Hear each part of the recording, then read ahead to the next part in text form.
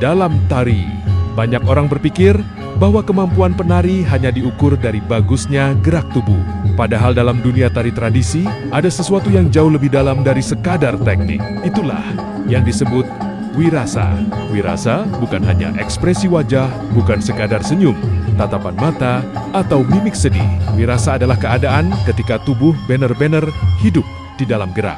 Ketika tarian tidak lagi terasa seperti hafalan, tetapi menjadi pengalaman batin yang mengalir melalui tubuh penari. Seorang penari bisa saja menguasai gerak dengan sangat rapi, kakinya tepat, tangannya indah, iramanya benar.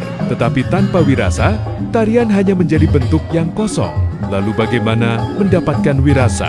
Wirasa tumbuh dari proses panjang, dari latihan yang terus-menerus. Dari kepekaan tubuh terhadap musik, napas, ruang, dan energi. Namun lebih dari itu, wirasa juga lahir dari pengalaman hidup. Karena tubuh manusia menyimpan emosi, menyimpan luka, kebahagiaan, kehilangan, kerinduan, dan perjalanan hidup. Semua itu perlahan masuk ke dalam kualitas gerak seorang penari.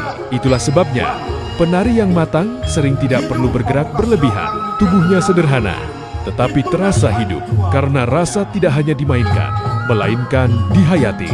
Dalam tari, tubuh bukan sekadar alat bergerak. Tubuh adalah ruang tempat pengalaman, emosi, dan jiwa berbicara. Dan mungkin disitulah letak paling dalam dari seorang penari.